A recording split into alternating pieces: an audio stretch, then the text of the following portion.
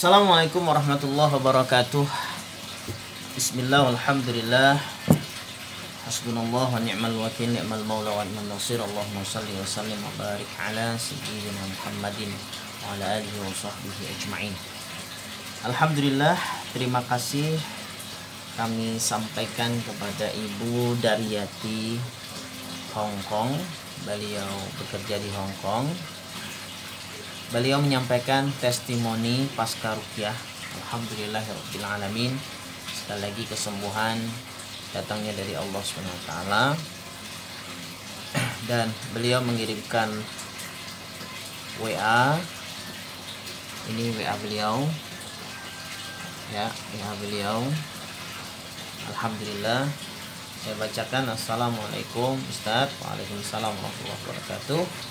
Saya mau mengucapin banyak terima kasih setelah ruqyah. Alhamdulillah diberi kelancaran menstruasi. Ya, barakallah Ustaz. Alhamdulillah. Jadi beliau ini mengeluhkan sering tidak lancarnya di dalam menstruasi, bahkan kemudian mengalami sakit. Sehingga kemudian beliau meminta untuk ruqyah. Bahkan kemudian beliau ini melanjutkan dengan, saya mau pesan madu ruqyah, ya. Yang dimaksud mungkin madu ruqyah spesial, ya, jadi madu ruqyah. Insyaallah ini juga termasuk yang disarankan atau yang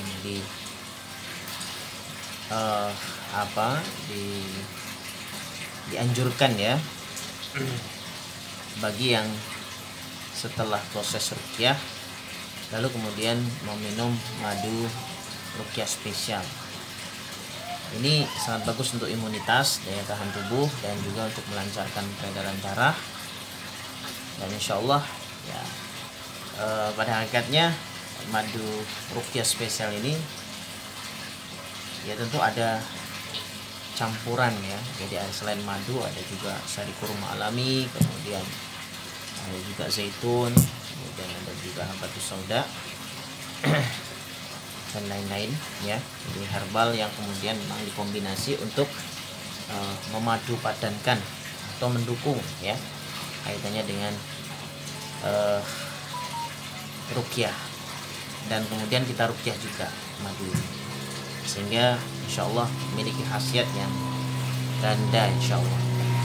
Oke, jadi disampaikan syukran jazakillah khair kepada Ibu Daryati Hong Kong. Mudah-mudahan semakin sehat walafiat dan pula keluarganya lancar urusan-urusannya, diberikan keselamatan, kesehatan, apalagi bekerja jauh, ya, di luar negeri. Mudah-mudahan Allah senantiasa memberikan penjagaan dan perlindungan.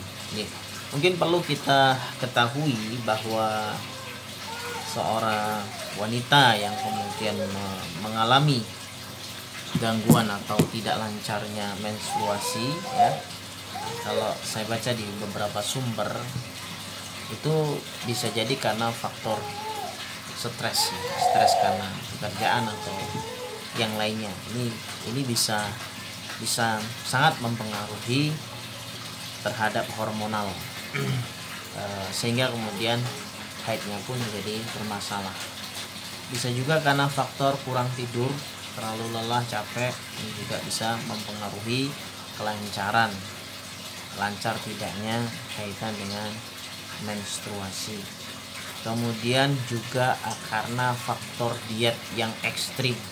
Jadi diet yang ekstrim, ya, ada diet yang mungkin hanya makan sayur saja, itu pun misalnya kadarnya sedikit misalnya, atau diet yang hanya makan daging tertentu saja, bagian dari daging tertentu misalnya dari ayam ataupun sapi dan seterusnya.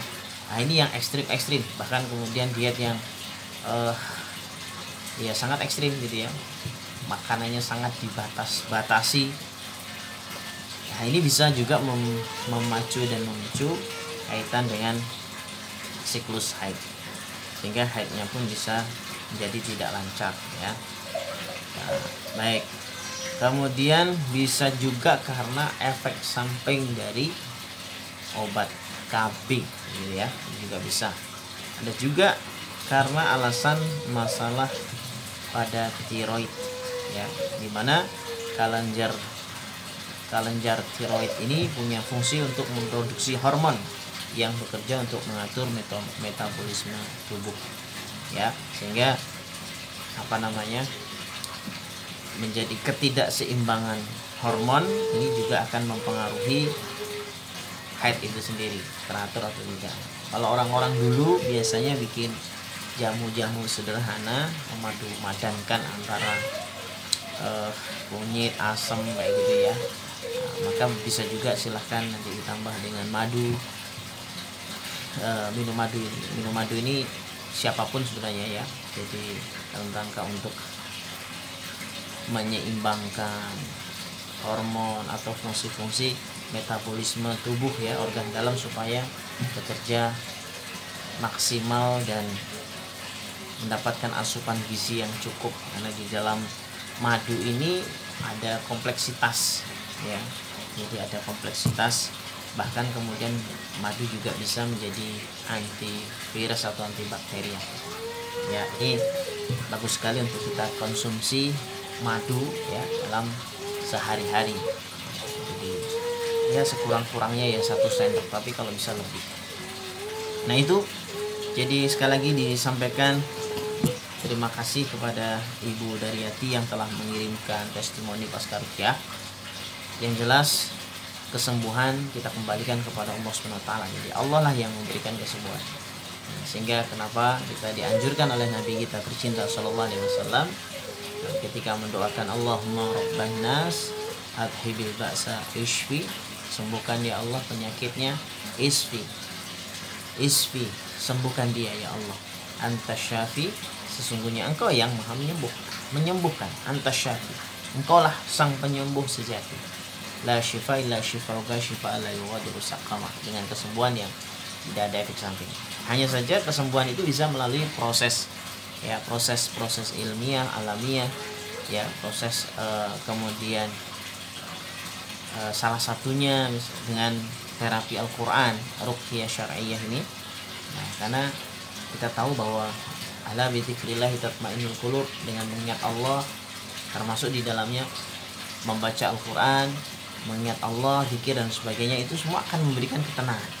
Nah, ketenangan itu kalau kemudian terus dilakukan, maka akan stabil kebahagiaannya, dan hormon-hormon dalam tubuh pun juga akan stabil, sehingga kerja organ-organ dalam tubuh pun akan menjadi lebih baik lagi, termasuk jantung, peredaran darah dan sebagainya akan baik, dan termasuk juga nanti kaitan dengan pencernaan perut ke bawah.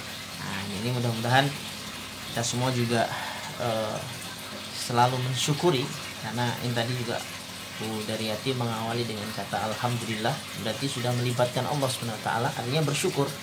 Maka kalau bersyukur kita, maka akan diberikan kebahagiaan, ketenangan ya, bahkan kemudian la in syakartum la azidannakum. Dan siapa yang kemudian bersyukur, maka nikmatnya Allah akan semakin ditambah dan semakin ditambah. Kita harus yakin itu. Baik, mudah-mudahan Bu Daryati dan keluarga semakin sehat walafiat dalam lindungan Allah, dimudahkan urusan-urusan beliau, diberikan keselamatan dan keberkahan selama bekerja di Hong Kong, dan mudah-mudahan diberikan kelancaran kemudian oleh Allah SWT. Demikian, assalamualaikum warahmatullahi wabarakatuh.